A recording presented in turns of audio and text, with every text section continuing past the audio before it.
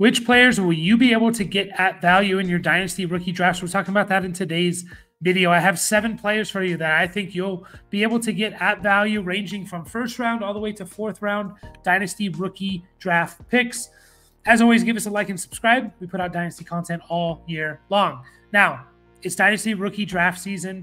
The NFL draft is over. The month of May is going to be chock full of Dynasty rookie drafts.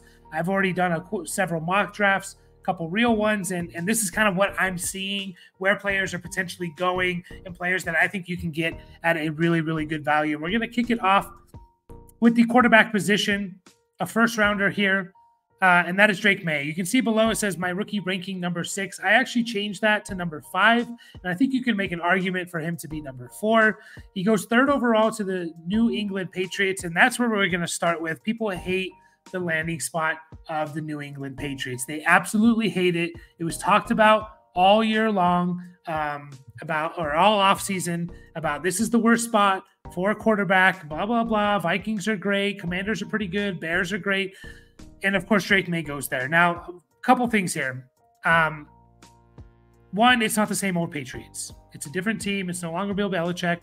I think this could be different. 2, we were saying the same thing last year for C.J. Stroud. C.J. Stroud, worst landing spot. Houston Texans. C.J. Stroud was falling to the 105, 106 in Dynasty Superflex drafts, which is crazy to see.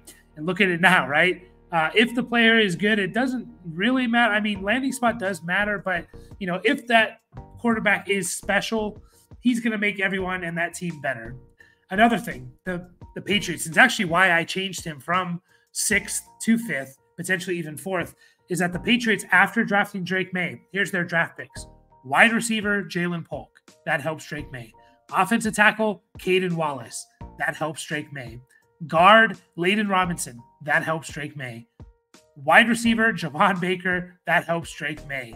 Yeah, their next 4 picks were offensive players. 2 wide receivers, 2 offensive linemen. All of those that are going to help Drake May. All of them. They even got a tight end in the 7th round, I believe, in Jaheim Bell, who's a pretty good, he's kind of profiled as a receiving tight end. So my point is, Drake May, to me, can go, potentially should go as high as the 104. Definitely should not fall past the 105.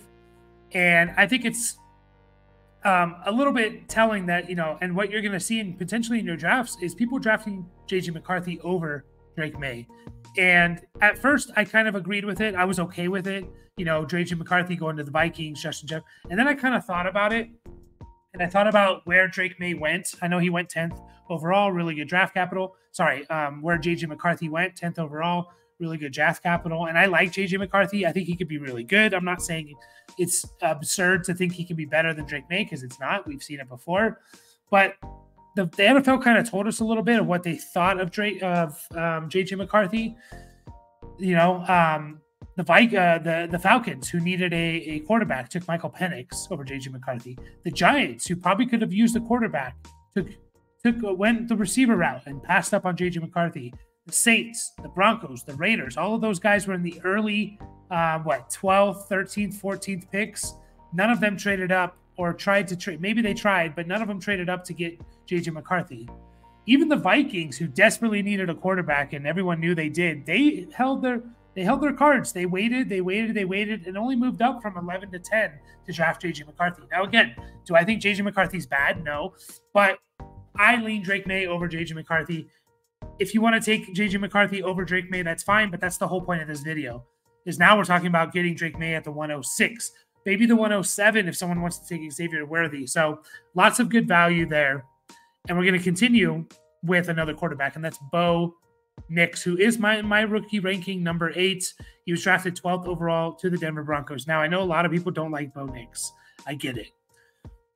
But we need to stop pretending we're all quarterback scouts and we know how to scout quarterbacks, because we don't. Even the professionals in the NFL are not that good at scouting quarterbacks. They hit at a much lower rate than you would expect. And I know that kind of sounds like an argument against drafting Bo Nix, but my point is, if Bo Nix hits as a quarterback, as a starting quarterback, his value is going to be so much more than the guys drafted around him, than Xavier Worthy, Brian Thomas, and potentially even like Brock Bowers in non-tight end premium leagues. Even if he's quarterback 15, quarterback 17, in a super flex league, that's more valuable than the equivalent wide receiver 15, 17. For him to be less valuable than, let's say, Brian Thomas would have to be like a top 12 receiver. So I just don't think, I think Bo Nix should be going around the 108 or 109 in super flex leagues. There's a chance you get him at the 111, 112 at the end of the first round because people don't like Bo Nix. He goes to the Broncos, and we have a sour taste in our mouth because of the Broncos. I honestly think the Broncos were the best team for Bo Nix to land on.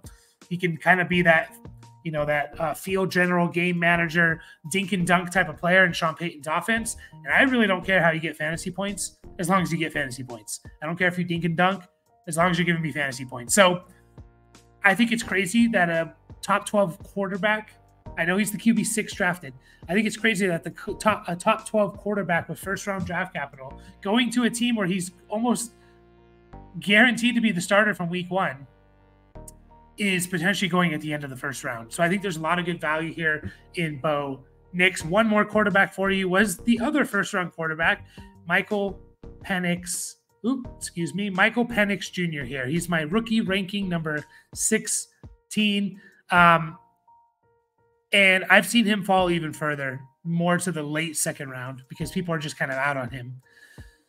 And I get it. I get that he's going to be behind Kirk Cousins for sure this year, potentially over the next 2 years. I understand that. But the fact of the matter is he was drafted 8th overall. He's a top 10 quarterback. He was QB4 in this draft. He was drafted over J.J. McCarthy and Bo Nix. There were several teams reportedly wanting to trade up for him in the Saints, the Broncos, and the Raiders. I don't know if that's true or not, but I heard the rumors. And we could be looking back in 2 years at this draft in our Dynasty rookie drafts, and we look back and we say, damn, Keon Coleman went over Michael Penix. What were we thinking? Trey Benson went over Michael Penix. What were we thinking? Now, I'm not saying you shouldn't take those guys over him because maybe I rank it that way. But the fact of the matter is, like, if he falls past the 204, 203, 204, if he falls past that early second round, I think you're getting huge value here. Huge value here. Yeah, you may have to sit and hold him for a year or two, but, Michael Penix might be better than we're all thinking. Again, we're not quarterback scouts. Kirk Cousins is 36 years old, or going to be 36 years old, coming off an Achilles injury. The guy's great for fantasy, but he's won one playoff game in his career, right? He's kind of notoriously, he was pretty well known as like a guy who would kind of choke in big spots. Maybe he's just not the answer. And maybe the Falcons realize that. They can get out of his contract in 2 years. So I know it's tough to hold and talk about 2026, but again, think of the value you potentially getting. Think of if you held on to Jordan Love for even longer, right? You're super happy with Jordan Love right now. Same thing could be with Michael Penix. Same thing could be it. I only have one receiver here because the receivers, this was hyped as a receiver class. And so I don't really see a lot of value with receivers because a lot of them are going off the board in that early, basically the entire second round is like chock full of receivers and even early third. Troy Franklin is someone that I think you could get at value. To me, he should be going mid to late second round. And I've seen him go into the third round in some drafts, and I get it. I understand why. He was a 4th round pick.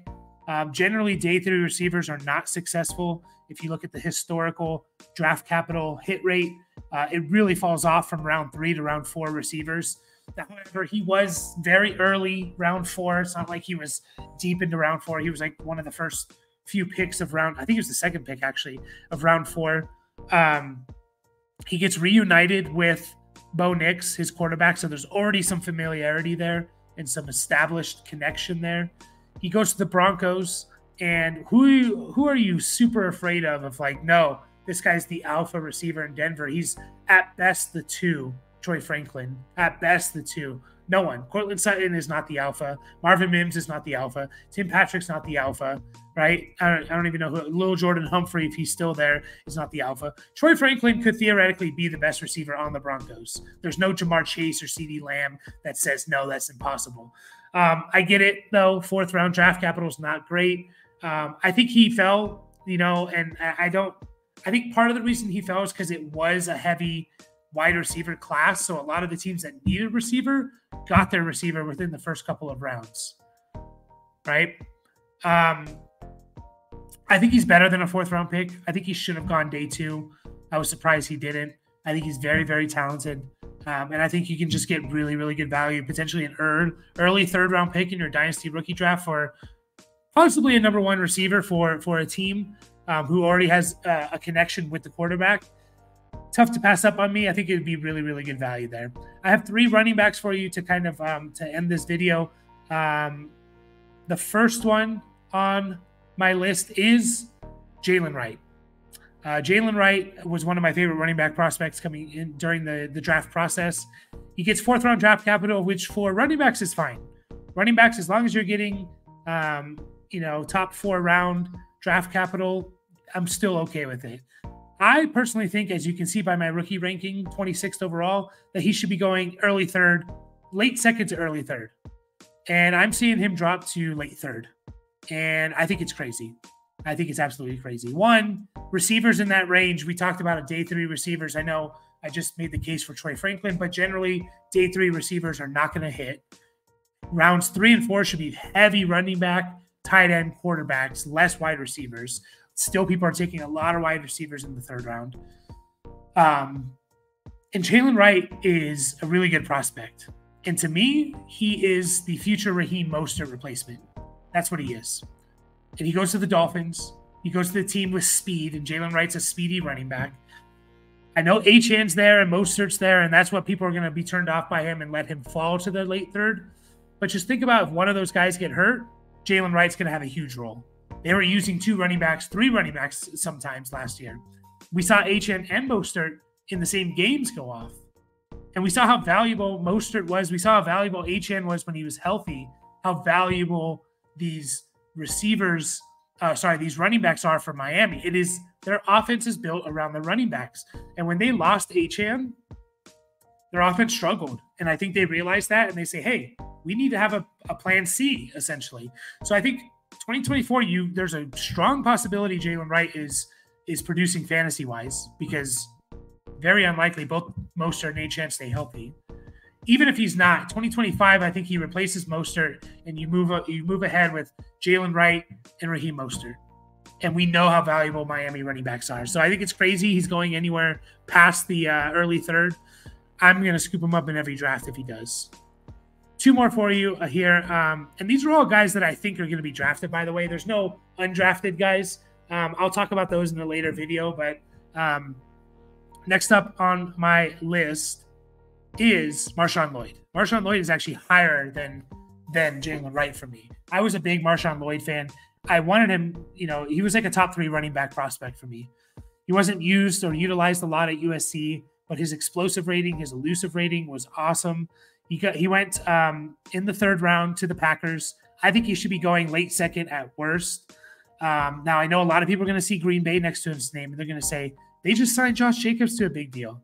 They just, they brought back A.J. Dillon. Why do I want Marshon Lloyd? I'll tell you why. 1, I think from day 1, he's better than A.J. Dillon. He's the RB2. So he goes into 2024. Hey, I get a thumbs up. He goes into 2024 and becomes the RB2. That's value. Every running back who's an RB2 should be on rosters, because running backs get hurt a lot. 2, go and look at Josh Jacobs' contract. I can wait if you want. You can pause the video, whatever. Go look at Josh Jacobs' contract, and what do you see?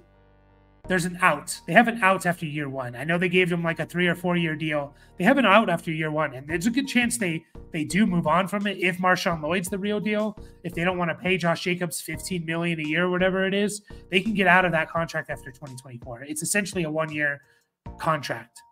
So you could be talking about Marshon Lloyd as the 1A running back for the Green Bay Packers in 2025. At worst, he's going to be the RB2 for the next 2 years, and that still holds value.